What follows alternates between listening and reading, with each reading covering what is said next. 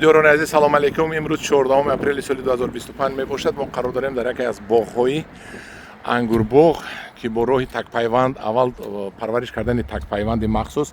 تک پیوندتون چی خورشید جان؟ این تلکی. تک پیوند تلکی یعنی که این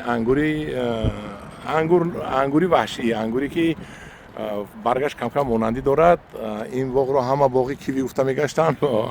اومدن آمدن که باغ کیوی رو نوارگیر، من گفتم این باغ کیوی نه، این تک پیوند انگور و فروریده که سلافانتون بریده برید سلافانتون انواع برید پایین تر کنید آدم ها یک تماشا کنن. یک از قبد شوگر جون تو قبینه تو این قب اکنون همجوران عزیز ما یک پیوند میکنیم با شما طرز پیوند کردن انگور رو از جانب خورشید پهلوان از ترسنزاده نشون میدیم. این بود است خورشید جون، این بود قلمچه انگوری اواتر. ها انا قلمچه انگوری اواتر رو انا خیلی تیز کردیم. درست شما تیز حرکت نکنید، من گپ زنم بعد کار کنید. مالش منم خیلی تیز کردید که نشون دید کورچقتی گرفتید. انا خیلی گرفتید و وای طرفش گرفتید. هم خیلی تیز کردید. چند بوق موندید شما؟ چند چشمک موندید؟ دو چشمک. این در کجا موندگی بود که تو حوزه ایستاد؟ این خالدینیک بود. خالدینیک بود. پلیس پنج با نگاه داشتید. این قلمچه انگور اواتر که از زمستان گرفته در یخدان مونده پلیس پنج نگاه کردن. اینش باشد تک پیوند. انا که پیوند رو اجرا میکنیم. پیوند اجرا میشود. ببینید همین سال گذشته ما همین رو من تابستان همین رو از درون ستیلچه شنوندگی بودن تا تیرمو این بالا برآمد. برای چی؟ برای که این تک پیوند بسیار قوی بزرگ دارد. در ته ریشه‌اش نظر به انگور دو سه مرتبه با قوت میشود.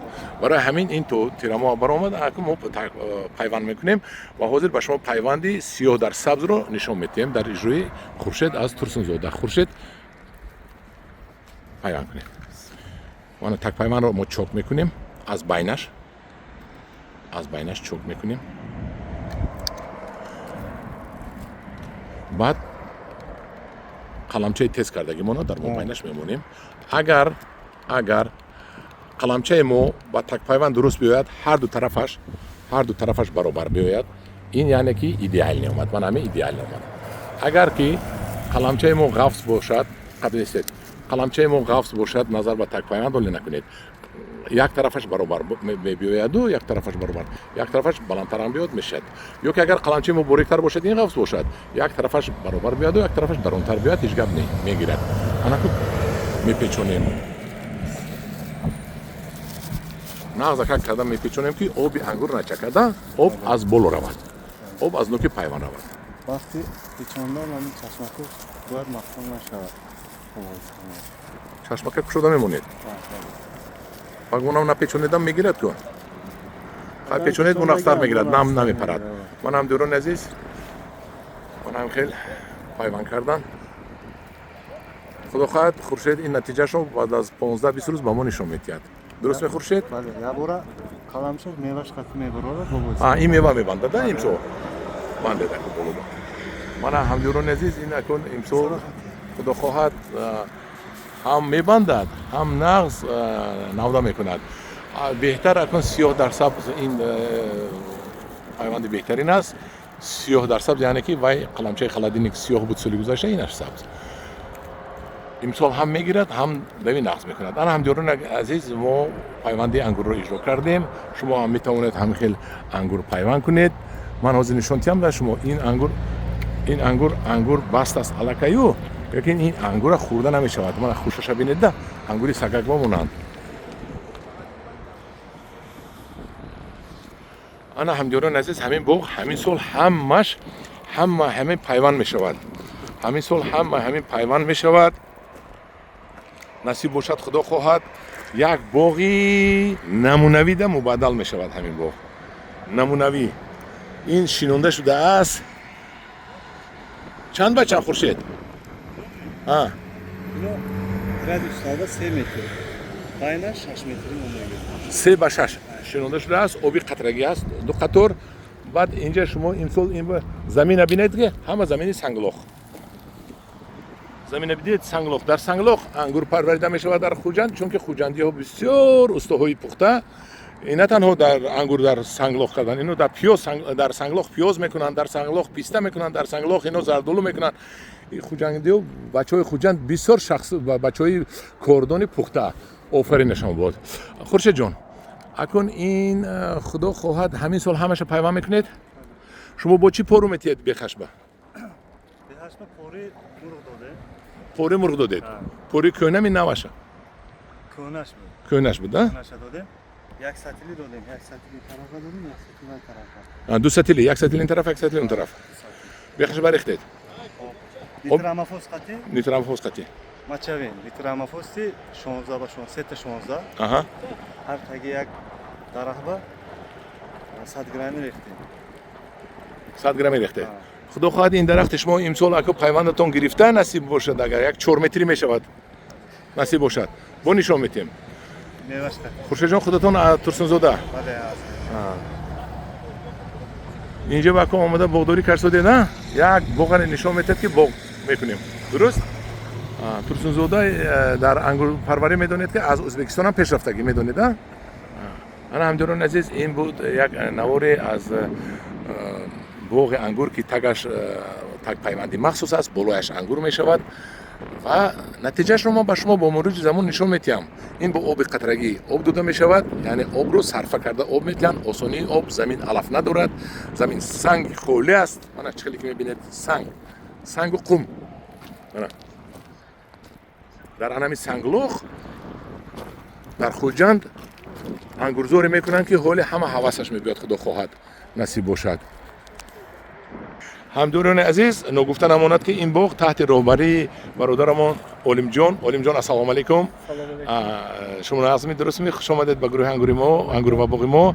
تحت راهبری شما همین باغی انگور باغ خدا خواهد آباد می شود. درست؟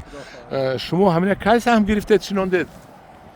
سال گذشته؟ سال گذشته ماه 18 مای بود. 18 مای. تا 17 ایون دوام داد. همین درخت تابستان شنوندید؟ تابستان. در اون استکانچیک با و یگان پرومخ نشده گرفتمش. یک سه چهارتاش.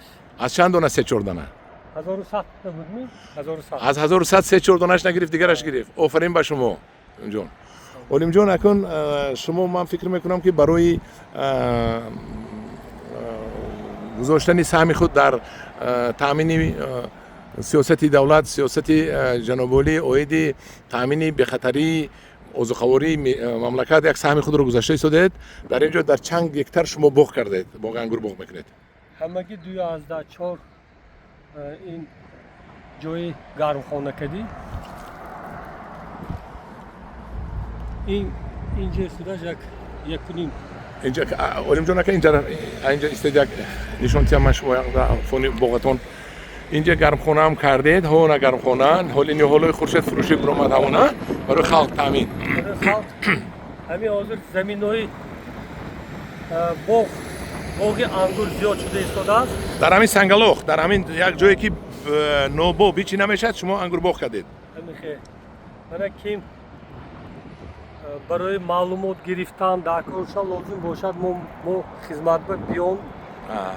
درس آموزانه اینجا درس می‌آموزم، یک تماشا میکنن، تماشا کنم بینم. من نیهالویم تیار برای فروش نیهالویم دیدیم باوریناک. دیدیم حوزه رکلام کردم میپرتایم. خدا خواهد خلق آمده میگیرد میبرد از شما برای که نیهالوتون نیهالو کفالتی حالیم شنونده سری وقت. اول شما نیهالوی که شما در اون استکانچیک با یول آگوست سپتامبر هم میشنونید. درست میدونم. علیم جان یک جهان تشکر شما برای همین سهمی که در همین خیلی زمینی سنگلاخ شما مبلغ و وقتتون رو صرف کرده باغ برای آبادی دیار کردید. یک جهان تشکر به شما آبادی کار آمدی کار. ما تشکر زیاد. ما دویم هر یک نوارد میکنید، چند زمینای نشان میدید. ما همین چیز بسیاری چیزای آموخته. رحمت. همین گروه ما با شما اگر کمی که یاردم رساندگی باشد من بسیار خرسند. رحمت. البته یاردم خیلی کلام رساندگی. ما باوریم هست همه همین کیم شما میبیند подписчикои шумо ҳама ёрдами шумо маслиҳати шумо гифтагӣ раҳмат шумо ба олимҷон якҷон ташаккур. Ман як боғи шумо нишон диҳам майлашми. Мана ин боғи олимҷон дар гардиши ором мегӯянд.